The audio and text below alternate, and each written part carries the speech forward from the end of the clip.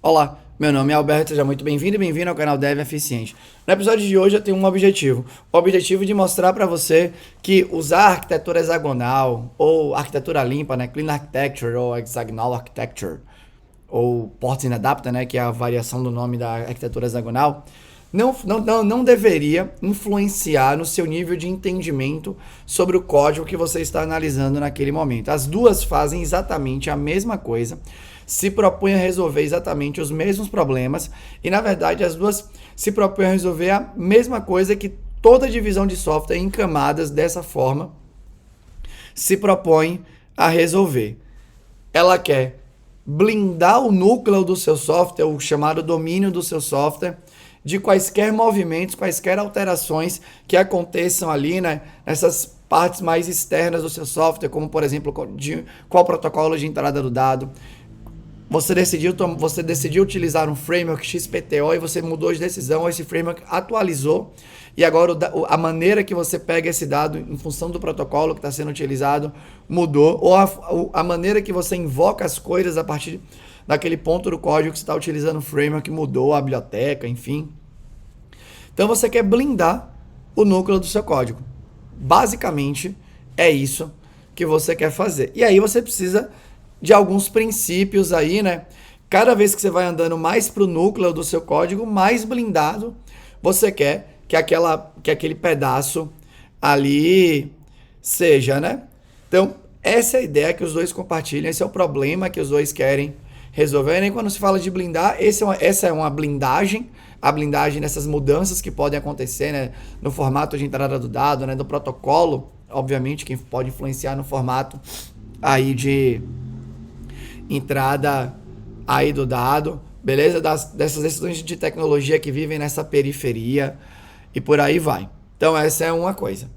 E uma outra coisa que elas também, né, já imaginaram, obviamente, e provém aí como ideia é, uma vez que o seu núcleo, né, essa parte que está aqui dentro, queira de alguma forma, né, por algum motivo, queira falar com essas camadas, queira falar diretamente, né, com essas camadas que residem externamente aí no seu software, você precisa colocar uma indireção, você precisa colocar uma abstração ali no meio, porque, de novo, se você falar diretamente com quem está na camada externa, você vai estar acoplando o seu software, o seu núcleo do seu software com algo externo, e se esse algo mudar, vai impactar o seu software ali. Então você precisa dar um jeito de colocar uma abstração aqui, que geralmente é uma indireção, geralmente é uma classe que você vai criar no seu sistema, né? Se você estiver utilizando uma linguagem como Java e C Sharp, você vai criar uma interface, em geral, que define alguns métodos, e essa interface vai ser implementada pela camada externa. Então essa técnica de colocar, né, essa indireção, geralmente representada aí nas linguagens orientadas a objeto por uma interface, é o que é chamado de inverter a dependência do seu código. Aí, beleza? Então é utilizado para você, obviamente, não se acoplar com esse pedaço de tecnologia que está flutuando aí nessa camada mais externa. E também é um jeito de você, quando você pretende ali, né? Você não sabe ainda direito o que você vai utilizar nessa camada mais externa, enfim, né? Para fazer uma chamada HTTP para um serviço remoto, por exemplo, ou para fazer uma chamada, sei lá, via gRPC, ou para mandar uma mensagem para alguma fila de algum serviço de mensageria ou algo do gênero. Quando isso não está nítido ainda para você, você também usa essa mesma técnica muitas vezes para você postergar essa decisão, né? Então você define nessa interface os métodos com os parâmetros que você entende que tem que passar, e você pode começar o seu sistema, por exemplo, né, ou naquele ponto do seu sistema, implementar o seu sistema com uma implementação de mentirinha, né, que faz uma coisa em memória, simulando o que você queria que acontecesse, e aí, quando você decidir, você troca, e em geral esse núcleo do seu software não vai sofrer muito impacto. Por quê? Porque ele estava se comunicando com alguém, com a outra ponta, aí através, né, de uma interface que foi definida também dentro desse núcleo, onde você tem controle sobre os métodos, sobre os parâmetros e tudo mais. Obviamente que ficar falando, já falei aqui, né, acho que até mais do que eu deveria, fica meio difícil da gente olhar, né, e verificar que tudo é meio farinha do mesmo saco mesmo. Então, para conseguir tentar mostrar isso, eu separei aqui o site de Bob Martin, né, sobre o post dele original falando sobre arquitetura limpa, e também o post aqui, né, no site de Alistair Cockburn, onde ele explica porque que ele propõe esse lance aqui, né, de ports and adapters e tudo mais. E de verdade, o meu objetivo é que quando acabar aqui você fala assim, poxa, então quer dizer que é a mesma coisa, né? Vai trocar o nome para lá, o nome para cá, mas todo mundo tá querendo fazer a mesma coisa, utilizando os mesmos princípios, querendo oferecer, né, alcançar os mesmos objetivos aí dentro. E também para mostrar como isso acontece no código, obviamente, eu vou utilizar um pedaço de código aqui, beleza? É o código do projeto que simula a casa do código na jornada Dev Eficiente, que é o treinamento que eu tenho disponível aí.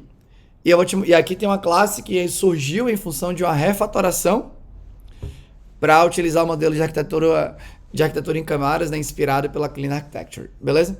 Então vamos lá, né, para tentar pegar similaridades. Aqui primeiro pelo desenho, e aqui eu também vou aproveitar e juntar nesse vídeo um pouco de uma brincadeira, né, de estudo para tentar facilitar o entendimento, que eu até gravei um vídeo anterior sobre isso, que chama Dual Coding, que eu falei as coisas aí para você, então de alguma forma essas ideias, nesse momento, você ainda tá aqui comigo no vídeo, obviamente, você deve estar, né, se você tá vendo eu falar isso. Então, eu falei isso e talvez isso esteja um pouco confuso na sua cabeça agora eu vou te mostrar em forma de desenho e depois eu vou te mostrar em forma de código. E aí uma coisa que pode ser legal para você depois ficar fazendo esse exercício, né? Ah, entendi, né? Esse código representa aquela parte daquele desenho. Então você vai encaixando e, em geral, isso ajuda na hora que a gente está aprendendo alguma coisa.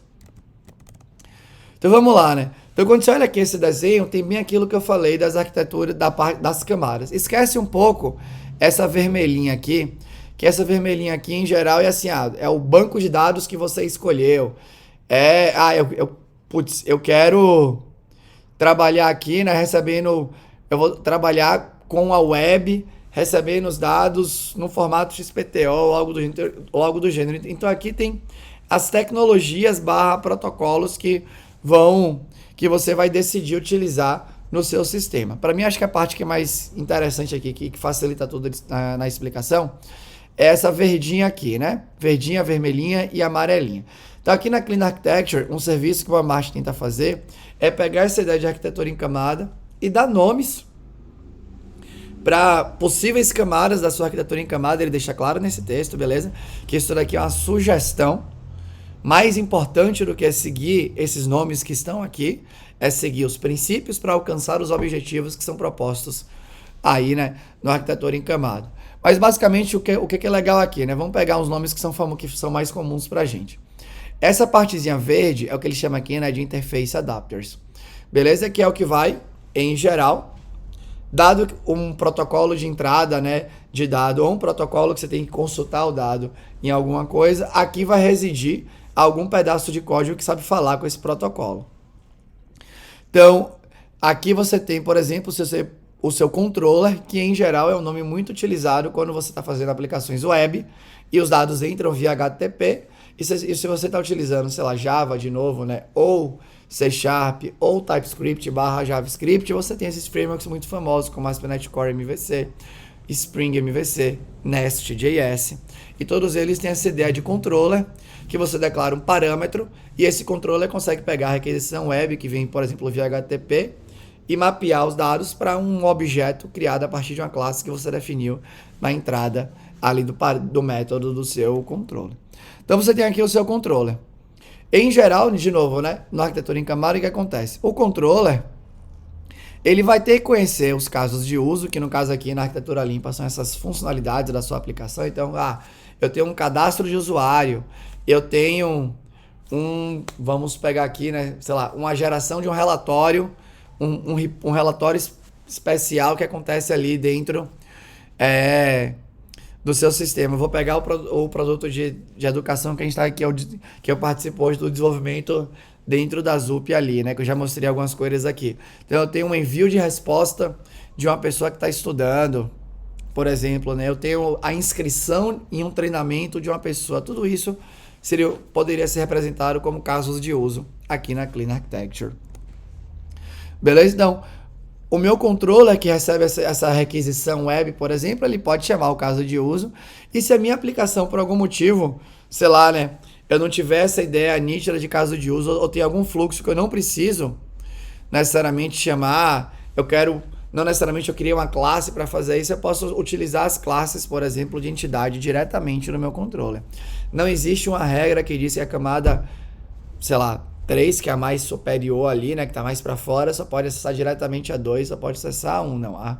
A ideia é, camada de cima pode acessar qualquer camada de baixo. E a camada de baixo nunca pode acessar nenhuma camada acima dela. Por quê? Porque senão vai gerar aquele acoplamento que você não quer. Exemplificando aqui, né? Se o meu caso de uso chama um código direto de um controller escrito no Spring MVC, e se eu trocar, né? Essa é uma explicação, essa é uma possibilidade, que, por mais que seja, não aconteça muito. E se trocar? Pô, vai quebrar, né? Não estou dizendo aqui, né? Lembrando, eu não sou um defensor de arquitetura em camadas. Eu tento olhar os pontos que é proposto, obviamente, e estou tentando trazer aqui. Eu já gravei vídeo criticando o uso exagerado, já gravei vídeo refatorando para utilizar e estou gravando um outro vídeo para tentar agora mostrar que todas elas estão fazendo o mesmo saco. Então, e se trocar? Ou e se tiver uma atualização na biblioteca ou framework que você está utilizando e essa atualização mexer no método que é público, vai impactar diretamente aí no seu caso de uso, beleza? Então, em geral, você não faz essa chamada direta. Caso você de fato precise fazer, você usa a técnica de inversão de dependência. Então, você cria uma classe sua, na verdade, geralmente uma interface, né? Um meio de campo seu, independente do tipo de linguagem que você esteja utilizando. O seu caso de esse meio de campo vai viver aqui nessa camadinha do seu caso de uso. Você utiliza esse meio de campo aqui, né? E faz com que alguém do verde implemente, né? Essa interface sua ou algo assim. E aí sim, você agora está acoplado com o meio de campo, com a abstração sua, que você controla as operações que são públicas, os parâmetros e tudo mais. E aí, se o verdinho mudar, você muda esse meio de campo, que é essa indireção, e o seu vermelhinho aqui não vai mudar. A mesma regra vale para uma entidade. A setinha fala bastante isso, né? Obviamente. A mesma regra vale para sua entidade, se quiser acessar o vermelhinho, né? Que é o caso de uso aqui na Clean Architecture. Por mais que provavelmente seja menos danoso, pensando nas blindagens que estão sendo buscadas aqui, as classes que vivem no amarelinho na entidade, geralmente são, pensando aqui em código orientado a objeto, são as classes que têm o estado do sistema e que tem lógicas que operam sobre esse estado. Então, em geral, quanto mais para dentro do núcleo, mais transversal é o uso daquela unidade de código, daquela classe, no caso, né? Então, pega no seu sistema que você tem aí a classe usuário. Provavelmente ela é usada em múltiplos casos de uso. Sei lá, se for no mundo financeiro, né? Então, uma classe que representa uma conta, uma classe que representa uma operação financeira, né? Qualquer, são classes que eventualmente podem ser usadas em mais de um caso de uso.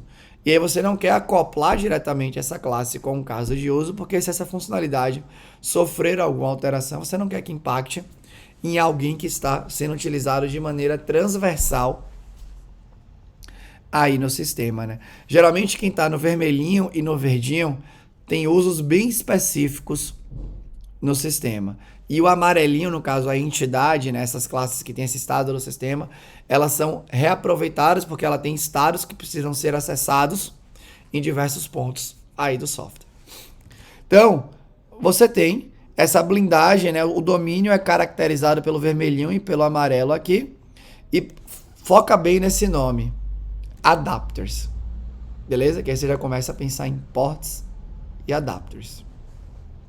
Beleza? O adapter falado aqui por Bob Martin nesse verdinho é exatamente o mesmo adapter que é falado aqui na arquitetura hexagonal. Deixa eu dar um zoom aqui, né?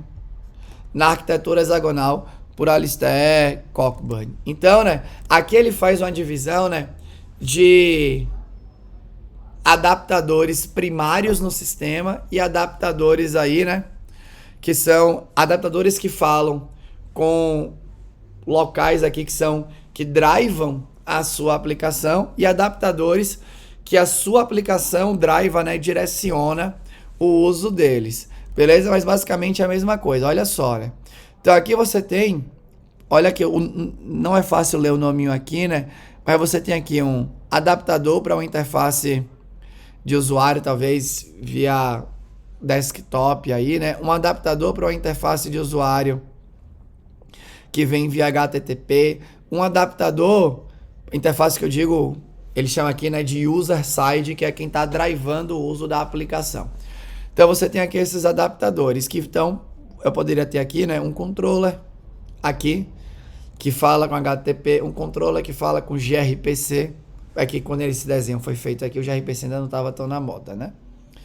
Então eu poderia ter um adaptador caso a entrada do dado agora viesse, sei lá, de uma interface desktop, por exemplo.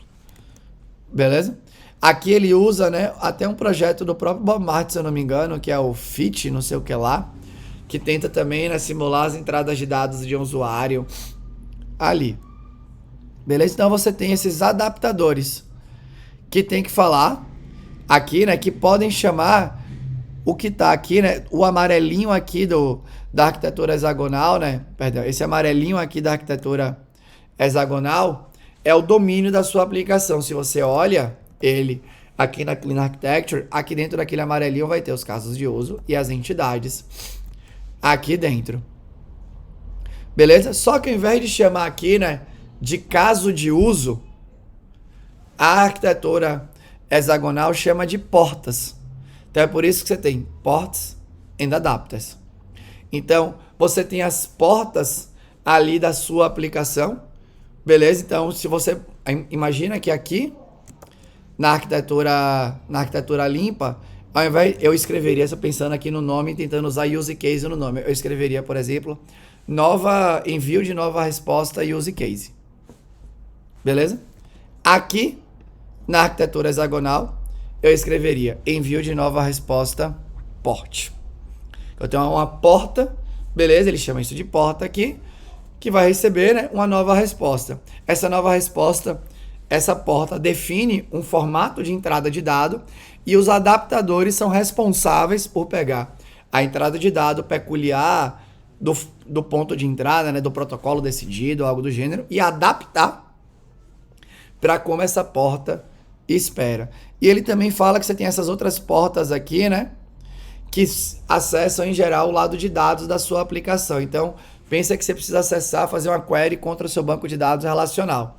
Então, você vai ter uma porta aí do seu banco de dados, que vai ter uma porta aqui da sua aplicação, que vai falar com a parte de acesso a dados. Vai falar como? Através de um adaptador. Beleza? É a mesma coisa que tem aqui, né? Se eu não me engano, né, alguém que talvez manje mais de arquitetura limpa, mas ele pede para chamar aqui na arquitetura limpa esses adaptadores de banco de dados de gateways. Você poderia chamar aqui, sabe, do seu gateway adapter. Ou você pode chamar do seu database access service aqui, como ele chama. Beleza? Aqui é só um exemplo, né? Que ele também fala que você pode usar o mock. Então você tem 2 adaptadores para você poder usar nessa porta de acesso a dados aqui. Então, sei lá, eu quero gravar essa nova resposta que está chegando no meu local de gravação de respostas. Então eu vou ter um dados respostas port aí, por exemplo, que vai se comunicar, que vai conseguir, né? Vai se comunicar ali, vai chamar um adaptador, beleza? E aí você, obviamente, né? O seu adaptador está na camada externa. Então você vai inverter a dependência através de uma interface aí para chamar esse adaptador. Então aqui, né, tem uma coisa que ele explica bastante, né? Quando você pensa aqui no user side, os seus adaptadores simplesmente chamam diretamente as portas que estão abertas na sua aplicação. E quantas portas vão existir, gente? Port é use case. Então, você pode fazer esse depara aí, né? O seu número de portas é proporcional ao número de funcionalidades que existem na sua aplicação, basicamente. Beleza? Quando eu falo proporcional, não necessariamente é igual. Você pode, mas em geral é proporcional. Então, quanto mais complexa a sua aplicação, mais portas provavelmente você vai ter aí, né? Tanto de entrada, tanto na parte de user side, que é quando o dado está vindo, quanto na parte de data side, que é quando você está querendo acessar, inserir, né? Gravar e recuperar coisas na outra ponta. Só que tem uma coisa aqui, né? E aqui, ó o nome aqui, ó, Use Case Boundary, beleza? Então, tem uma coisa aqui que é legal também de pensar, que é isso, né? Os adaptadores que estão recebendo, que estão enviando dados para sua aplicação em geral, eles chamam diretamente as portas que estão disponíveis, beleza? Assim como os controllers aqui vão chamar os use cases. Pensa nisso nos códigos que vocês já viram. Eu aposto que você já viu o código de controller chamando use case. Do mesmo caso, do mesmo jeito aqui, você aqui, né, o controller seria o adapter, beleza? Aqui o HTTP, por exemplo, no Spring MVC, e você vai ter o seu controller aqui, né, chamando a porta, pegando o dado e adaptando para a porta específica. Só que quando você pensa no data side, você geralmente vai ter a sua aplicação, o seu domínio querendo chamar a alguma coisa. Só que você não pode se conectar direto, né? Chamar direto os códigos que estão lá nos adaptadores de acesso a dados. Por quê? Porque senão você vai se acoplar, se esses acessos aí, né, sofrerem uma atualização, você mudar ou algo do gênero, você ia quebrar o seu domínio. Então você vai usar a inversão de dependência para fazer isso. E aqui, ó, um exemplo de código dele fazendo isso, né? Então, deixa eu botar aqui, ó, app constante, não é esse, não é esse aqui ainda, é esse daqui, ó. Então você tem um discounter, beleza? Aqui nesse código dele aqui, o discounter precisa acessar um rate repository. O rate repository aqui faz as vias, obviamente, do seu adapter aí, né, para aonde guarda os rates, beleza? E aqui é a interface que pode ter qualquer implementação e você acessa o método getRate passando um amount como argumento, e aqui ele dá um exemplo, ó, que agora eu consigo instanciar um discounter passando como argumento um mock repository, mas eu também poderia passar um repositório real. E aqui ele finaliza, ó. Ele fala que isso conclui a implementação da versão mais simples da arquitetura hexagonal. E aí depois ele entra, né, nesse lance, né, de entrada de dados e saída de dados e acesso a dados.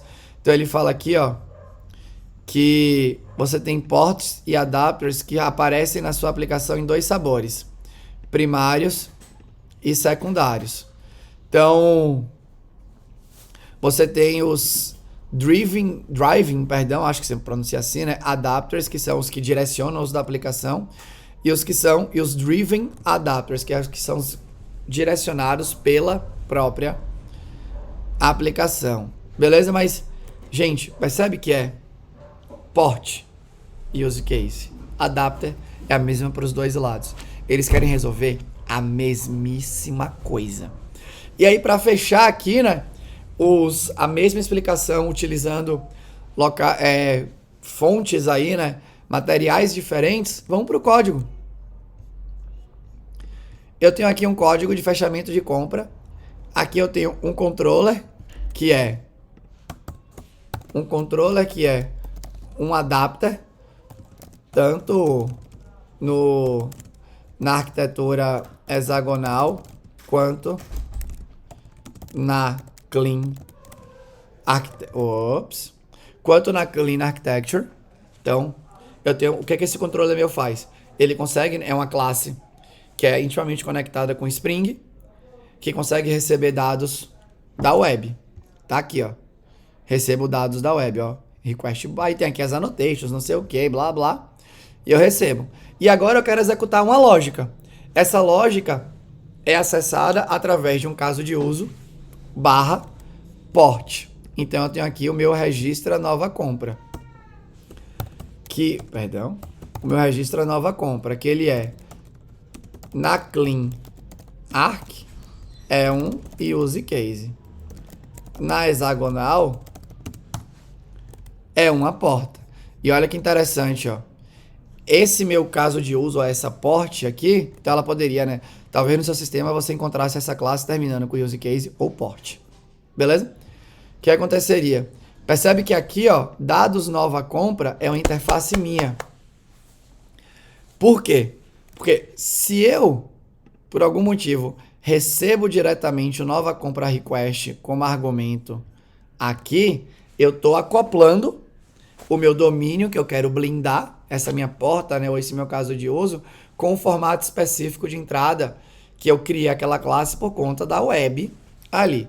Então, eu criei uma interface minha que define que qualquer coisa que represente um dado de uma nova compra tem que ser capaz de construir um modelo do tipo compra através recebendo esses dois argumentos. Precisa ter um método booleano que verifica se tem estado, precisa do ID do país, precisa do ID do estado e preciso saber se tem um código de cupom. Como isso vai ser implementado? Ó? Jesus amado aqui, né? E aí é só para você ver aqui o detalhe. Ops, calma aí. Eu não queria ter feito isso, só um segundo. Calma lá. Deixa eu pegar aqui de novo. Ó. Então, olha o que eu faço aqui, né? Isso daqui é a técnica da inversão da dependência. Eu faço com minha nova compra request, implemente a minha interface dados nova compra.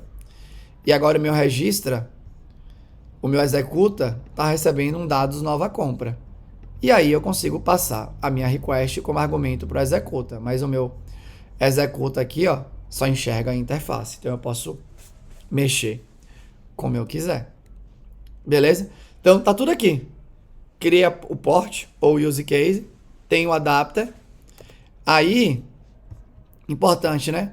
Recebo aqui, né, vários argumentos aqui. Beleza? Aqui, né, são validadores e tudo mais que eu preciso, mas aqui, ó, meu acesso a dados ou eu invertendo a dependência para acessar, né?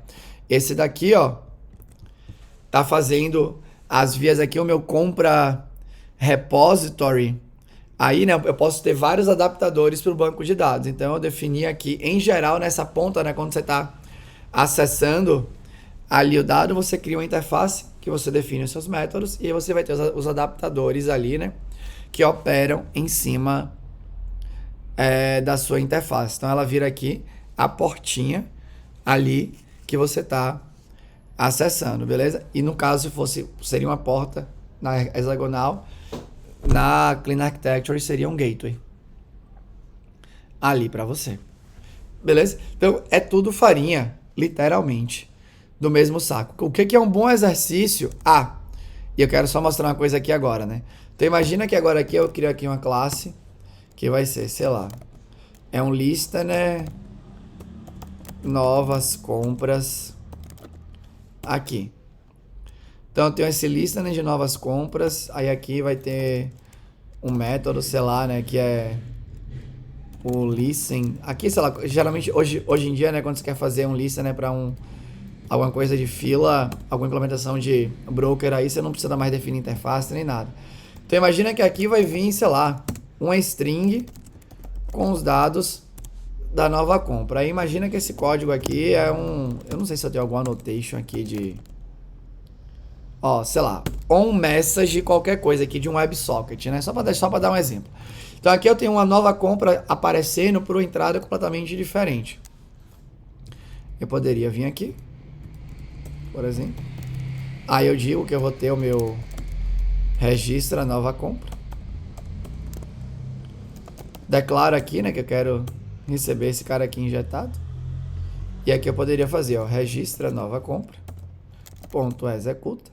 Só que agora eu preciso passar, né, um dados nova compra, né? Então eu vou só fazer aqui, instanciar aqui, criar uma classe anônima, instanciar o objeto, beleza? E implementaria aqui o código, né? Imagina que essa string aqui, sei lá, é uma string separada por vírgula, que tem as informações, né? E eu vou ter que pegar, ou é um JSON, e eu vou ter que fazer alguma coisa aqui, né? Ou é qualquer outro formato de entrada de dados aí, qualquer, que eu não saiba te explicar. Aqui agora, e tá o meu domínio funcionando de boa. Beleza? Então, um exercício que é interessante para você fazer, eu acho, depois desse vídeo e tal, é você olhar para o sistema que você está trabalhando e falar assim, putz, olha, isso daqui tá aqui, aquilo dali tá ali, entendi agora, aqui é essa porta, por quê? Porque essa aqui é a parte que é a porta que navega para dentro aqui do cinema, né? Aqui do sistema, né? E obviamente que você pode ter essas variações, né? Você vai encontrar caso que você tem a porta e a camada fininha que recebe o dado e chama, sei lá, né? Algum serviço lá dentro ou algo do gênero. Mas eu prefiro, como sempre, né, em geral, fazer o mais simples. Eu acho que você pode declarar essa funcionalidade como uma porta ali, né? Ou como um caso de uso. Não precisa. Já tem muita camada aqui, né? Para você colocar ainda mais camada aí. Fechou? E aí eu vou fazer uma coisa que eu nem faço geralmente nos vídeos, mas se você chegou até esse momento aqui do vídeo, eu estou entendendo que você achou esse assunto interessante. E tem um módulo todinho aí da jornada Dev Eficiente, falando só sobre arquitetura em camada, né, com exercícios para você fazer e tudo mais. Então fica aí o convite para você adquirir. O link tá aí embaixo. Beleza? É só você clicar, valor acessível. E obviamente que se você não gostar, você pode pedir o seu dinheiro de volta e eu aprovo na mesma hora. Tá bom? Mas era isso. Se você gostou, deixa um comentário aqui. Se você não gostou ou tem um comentário construtivo, deixa aqui também. Eu vou ter o maior prazer em responder para você. Era isso.